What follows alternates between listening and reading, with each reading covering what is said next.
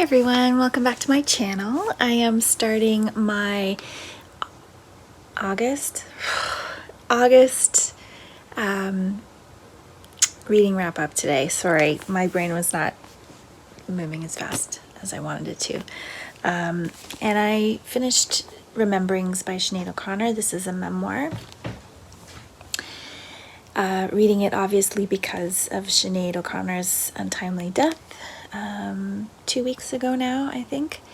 And I knew about this book and had it on my TBR, so I thought I would just read it now. So it's laid out in it's a very quick read. The chapters are very short, and she relays her memories in a very conversational tone, very relatable tone. It's not linear. I would say that it's loosely linear. So she mostly keeps things going in a chronological order of her life, but there is a bit of skipping back and forth because she relates things situationally. So she talks about, her children, for example. She talks about them all in one chapter, but she also relays different scenarios of especially the birth of her first son, because she was only 20 when he was born. In an earlier chapter as well, she talks about each of her parents and her childhood, and the things that happened to her and her albums. She has a chapter per album kind of describing the songs, not all of the songs on each album, but kind of talking about where they came from, what they were about, and who worked with her on the album. So if you're a fan of her music, I think that this would be a great read. I think if you don't know anything about her or are not particularly interested in her, then I don't know if I would recommend this, because it is very specific to her voice and shares like her mental health struggles, her way of looking at the world, which is really unconventional and not, she just didn't have a life that most people relate to, because she really lived on her own terms, having her children when she had them, being married but not being really married to the parents, the fathers of her children, and she just lived beyond that. She also, was a very adventurous person and very open person, and she's fascinated by people. She's very anti-celebrity. So the fact that she got benefits from her celebrity, like meeting people that she admired or things like that, she is open about, but she also talks about how the music industry itself is, when she was at the top of her game, making like albums that were selling, she felt that there was this phoniness to it and this lack of support for the artists themselves. So you're really supporting the music bigwigs and the corporations more than you're supporting the artists. So all of those ideas are very interesting. She's also a very deeply spiritual person, and so I think if you can't take that level of spirituality with a grain of salt, then you might find that a bit off-putting, because she has a spiritual way of looking at the world where she believes that she can see ghosts, or she can feel things, or she also was able to understand things about people and where they come from without them having told her these things. So she's a very deeply spiritual person, and a lot of that was about her upbringing, and she talks quite openly about her relationship with her mother, which was quite fraught because her mother was quite abusive, and so that is also a really big part of the book. But she really doesn't hold blame towards her parents for her upbringing, because she knows they did the best they can. They did the best they could. So it was a really I'm really glad I read it. I think that it was a good way for me to process my feelings around her as a musician and as a person in the public eye that I admired for many, many years, and who was older than me, but she was very much a part of my formative years and growing up, and she was very much in the public eye at that time. And there's many songs of hers that I really, really love. And I will definitely, I think, watch the film about her life as well, as if I can find it on streaming somewhere. Yeah, so that is Rememberings by Sinead O'Connor. And I'll check in again when I've finished another book. Hey everybody, I just wanted to check in that I'd finished Adrienne Rich's poetry, selected and edited by Barbara Charlesworth Gelpi and Albert Gelpi. So, I mean, this is pretty much a academic type volume, but I did really enjoy reading a kind of selection overview of Rich's earlier poetry, and then as it developed, as she matured into a poet later on, it kind of, that was really the part of her poetry that I enjoyed the most. So I think as an overview, this is a nice book to kind of dip your feet in. I'll certainly get some of Rich's later poetry collections in future, and I'd also like to read a biography of her. So I think overall it was a nice little introduction to her work, and this, for something I just picked out of a little free library, it was a pretty good find. So I will check in again when I have finished another book. Hey everybody. Yesterday I finished listening to Still Lives by Maria Hummel on audio. So this was an interesting experience for me. This is a mystery thriller. It is a book that was one of Reese Witherspoon's book club recommendations, which I don't think I've ever read one of those before. So I don't usually read mystery thrillers, but this was an art-themed one, so hence it fit into my art-themed books that I read category. So I really was enjoying it for the first, so I think it's a 9-hour or 10-hour audiobook. So the first half, I think I was really enjoying it, building the characters, building the scenario. We have our main character, Maggie, who is a copy editor for a museum in LA, and she used to be an investigative journalist but had a bad experience and then decided to take this job when she moved with her then partner to LA to pursue a career. And you learn about the different people who work at the museum, and they're hosting this big show by a big famous artist. And then the mystery ensues from there when the big famous artist goes missing. And Maggie, you know, having those instincts of an investigative journalist, kind of pursues the case, but she's also entangled in the case because her ex-boyfriend started dating this big famous artist, and so there's like some personal feelings mixed in there too. So I was really into it, and then about 3/4 of the way, as the like mystery thriller part was starting to kind of build, but also like more things were becoming revealed about the mystery, things started unraveling for me in how the narrative of the book was going. I stopped understanding her motivations for doing things.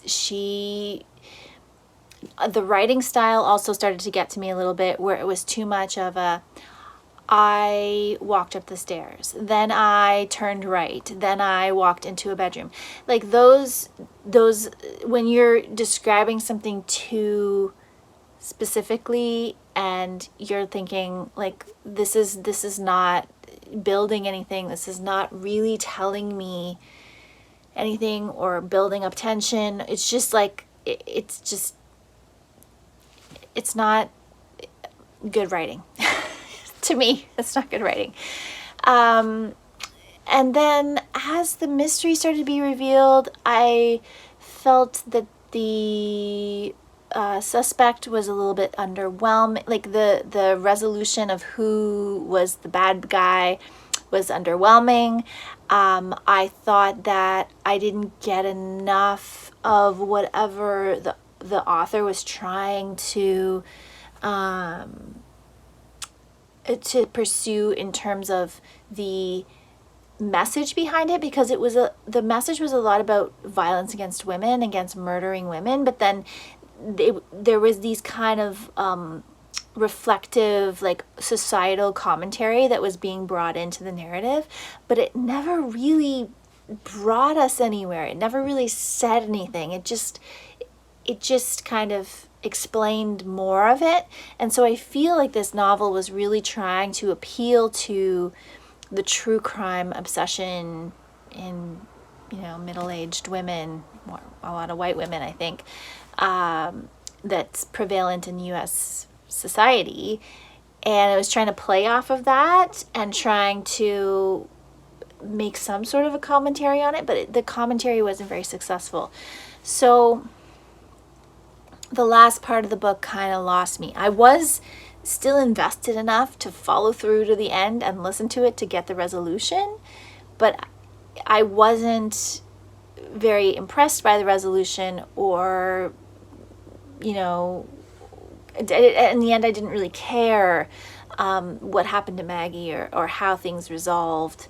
And some of the choices that were made around the plot and the characters, you'd seen a lot of a certain character and then that character just kind of faded into the background. It wasn't really entirely successful for me. So it was 3 stars, and it was like my lower end of 3 stars. So it was like, it entertained me, it kept me engaged, but it just didn't deliver what it should have delivered, I think, to be a book that I would consider higher in a ranking. So that is Still Lives by Maria Hummel, and I will check in again with you when I have finished another book.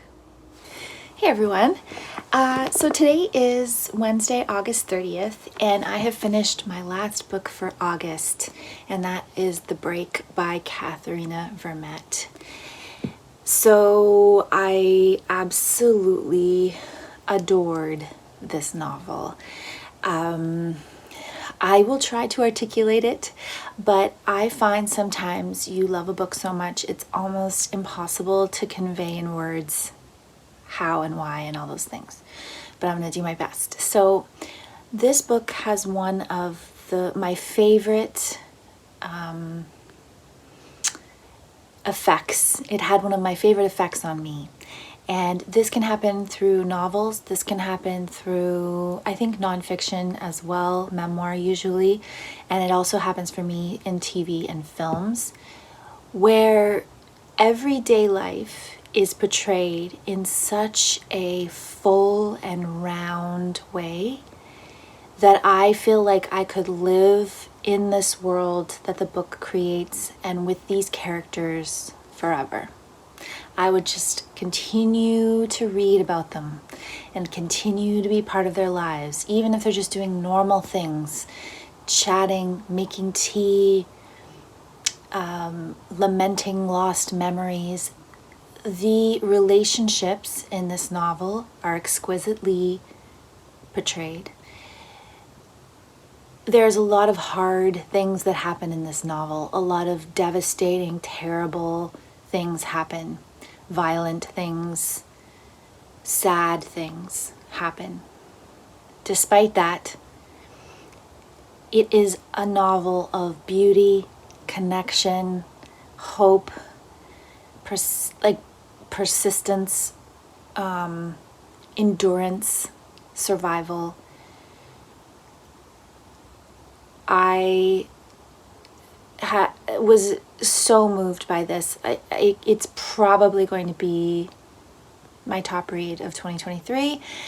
I can't believe it took me so long to read this book. It's it's been out for years. I believe it was published in 2016. I've heard lots of people talk about it. 2016, it was on Canada Reads, and I remember it was championed on Canada Reads by Candy Pomander, who is an amazing Indigenous celebrity in Canada, or was an amazing Indigenous celebrity in Canada, comedian, writer, TV personality, just someone with a huge, amazing personality. And she was the champion of the break, and it got eliminated very quickly, first or second round. And I remember feeling this sense of, like, if Candy loves it that much, it must be an amazing book. And I do feel like this, I want every Canadian to read this book. I want everybody to read this book. I think that it has just the most amazing message of humanity. It's about deep, deep humanity. It's about the connection between family, the strength of that when you can tap into it, a beautiful representation of the flame of the human spirit is in this novel. So a little bit about the logistics of it. This is a multi-person narrative, and we follow quite a few people, and the book begins and has a very good family chart. It's mostly one family and the women of a family. So we have Cookham, who is Flora, who is the grandmother and great-grandmother. We have Cheryl, who is the grandmother, her two daughters, Louisa and Pauline. And we also follow Emily, who is one of the grandchildren, her friend Ziguan, and Tommy, who is a Métis police officer. And we also have some intervals of another voice, an observational voice, and this is a ghost voice, a spirit voice, whatever you'd like to say. And I won't reveal who that is because that is revealed in the book, and I think that that gives it a lot of power and strength. Usually multi-person narratives can go two ways for me. I can either love it and feel like it was exquisitely done, as in this case, where I love all the characters equally. I am invested in all the perspectives equally. I want to hear from all these perspectives. And the other perspective is Phoenix. And she is not a member of the family. And then there's the other way that multi-person narratives can go, where you are more invested in one narrative than another, and then you just have to endure and get through the other narratives that you don't enjoy as much. So I loved every single person in this book in different ways. I wanted everyone's perspectives. There is a terrible crime that happens near the beginning of the book, and you are following the story of that unraveling. The beginning, I think the first part one, maybe part two as well, the timeline is not quite linear yet. So you're not exactly sure what, when you're reading someone's perspective, where it's falling in a chronological timeline with the incident that has occurred, that has occurred. And I think that was actually a really powerful beginning to the story, because you're getting to know the narrators, you're getting to know who they are as people, you know that something has happened, and you kind of want to start putting the pieces together of what has happened the same way the other characters do, but you're not able to fully understand all the details because you're not exactly sure what the timeline is. When you get into part 3 and 4, the timeline is very much more linear, and then you understand what moment you're in and what's happening in relation to the crime. So I can't say any more about this book. I'm so grateful. I read this for my Reading Across Canada project. This was my Manitoba book. I think similarly to my Ontario book, which I loved, which was Crow Lake by Mary Lawson, this book is very similar, but done in a totally different way, a totally different group of people. This is Indigenous and Métis storytelling. This is the beautifully layered, complex identities that are held by Indigenous and Métis people in Canada, in Manitoba specifically. This is an amazing comparison between city versus rural, traditional knowledge versus being drawn to a more modern knowledge, substance abuse, families being broken apart, the system and what the system does to families, the system being the foster care system, and the medical system as well is talked about in here. And I can't stress enough that this is a masterpiece, and I am so glad that I finally read it. I know Katherena Vermette has another novel coming out, so this was my second Katherena Vermette. I also read her poetry collection, River Woman, so I will definitely read her next novel. I can't imagine. I wish it was a continuation of these characters. I just love these characters so much. So that was a really great way to end my reading for August. Thank you. If you have read this book and loved it, please talk about it below in the comments. I would love to chat about it with you. And I will be back again soon with another video. Thank you so much for watching.